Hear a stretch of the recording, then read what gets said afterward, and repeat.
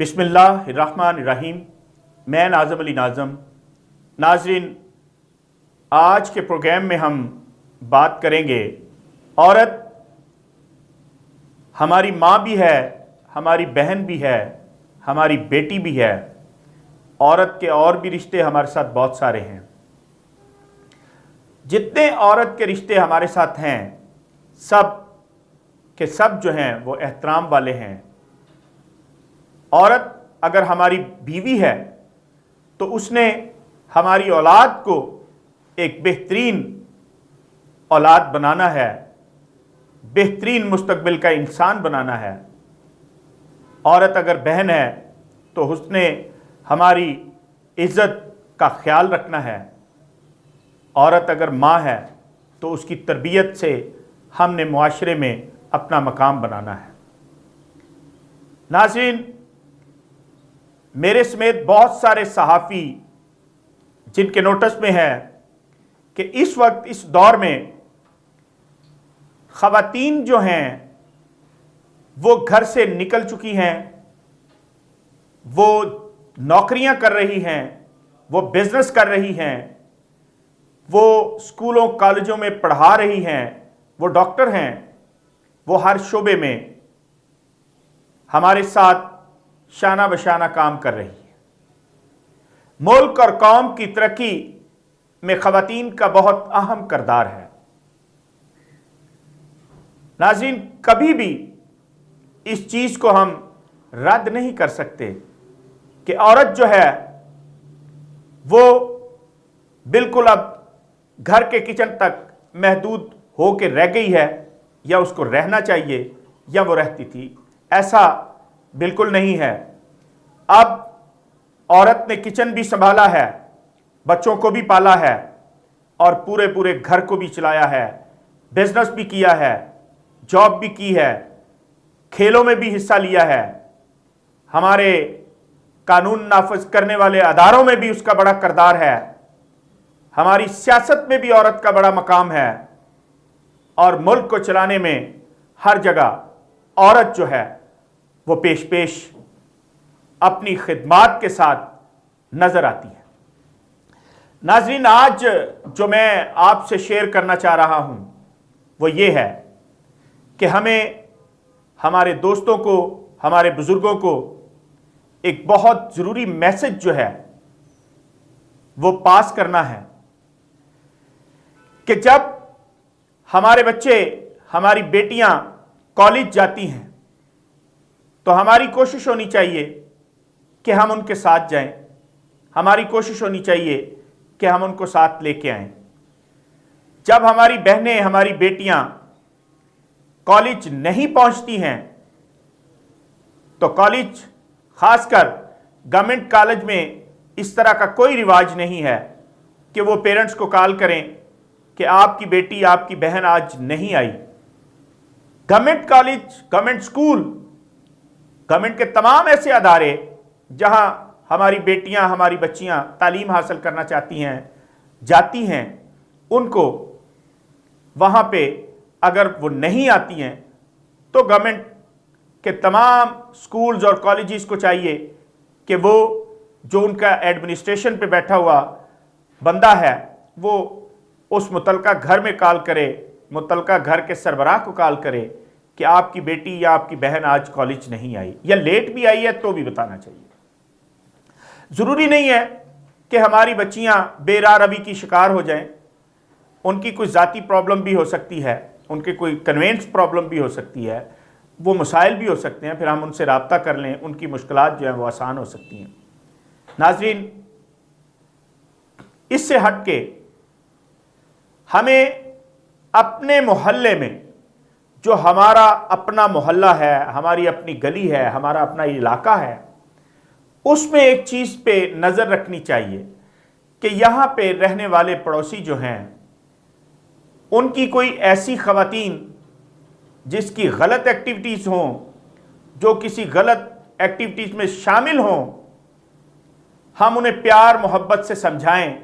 चूँकि जब हमारे इलाके में कोई एक गलत खातून आ जाएगी, गलत काम करने वाली आ जाएगी, वो हो सकता है कि साथ किसी घर को, साथ किसी इलाके के लोगों को भी परेशानी का सामना करवा दें।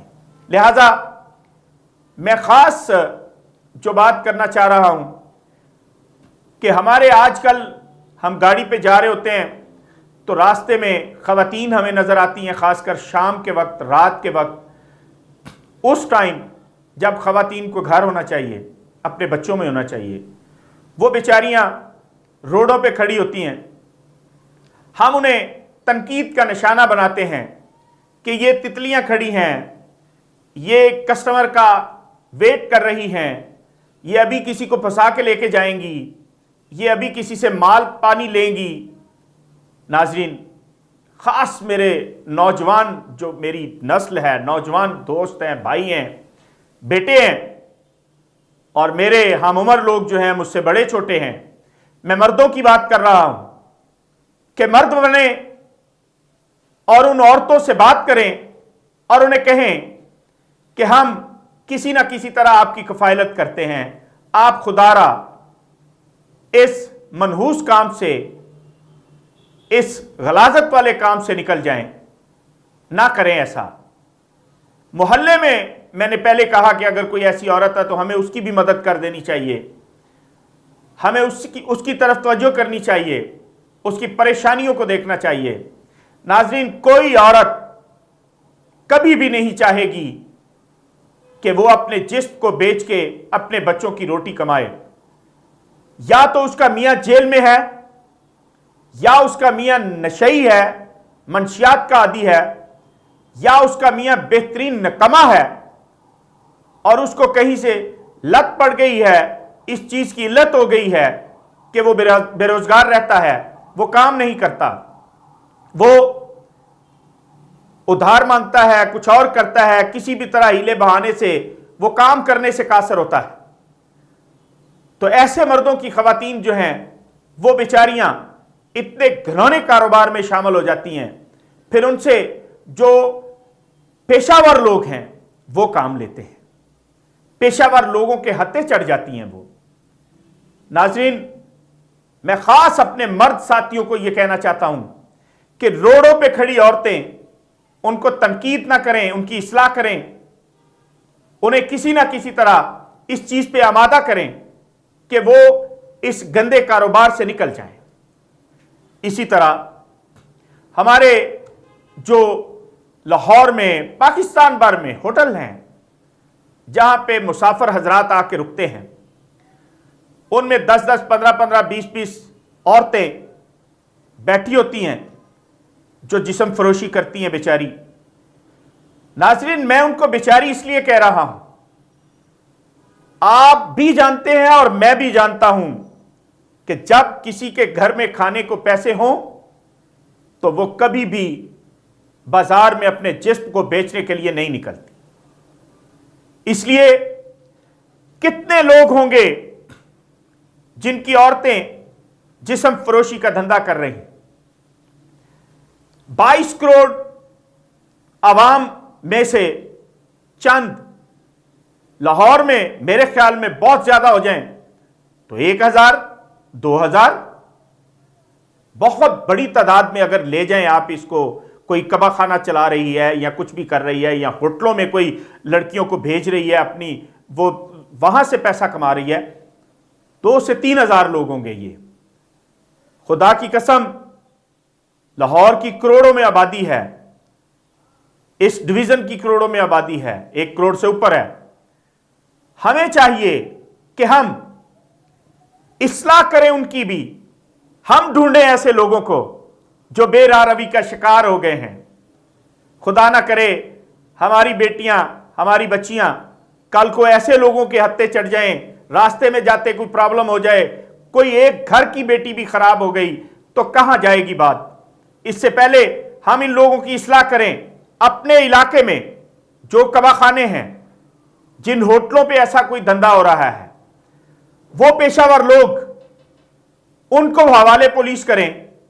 उसके बाद वो पेशावर लोग, उनकी भी इस्लाह करें अगर वो इस्लाह के उसमें दायरे में आ जाते हैं, और उन खवातीन की खास, उन बच्चियों की खास जो 15, 20, 25 साल की उम्र में इस धंधे में आ जाती हैं।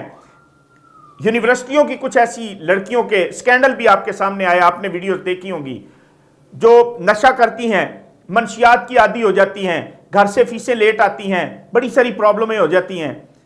खुदा के लिए अगर मैं आपको समझा सका हूं तो मेरी आज की बात का मफहूम, मेरे आज के प्रोग्राम को समझने की कोशिश कीजिएगा, मेरे आज के मौजू को समझने की कोशिश कीजिएगा और कोशिश कीजिएगा कि आप आज के बाद, मेरी इस बात को सुनने के बाद, अपने इर्द गिर्द ध्यान रखें और ऐसे लोगों को कोशिश करके इस गलीज कारोबार से निकालें, उनकी इस्लाह करें, उनके साथ प्यार मोहब्बत से पेश आके उनसे जितनी हमदर्दी हो सके माली इमदाद कर सकें, ज़बानी इमदाद कर सकें, लोगों से इमदाद करवा सकें, ज़रूर करवाएं।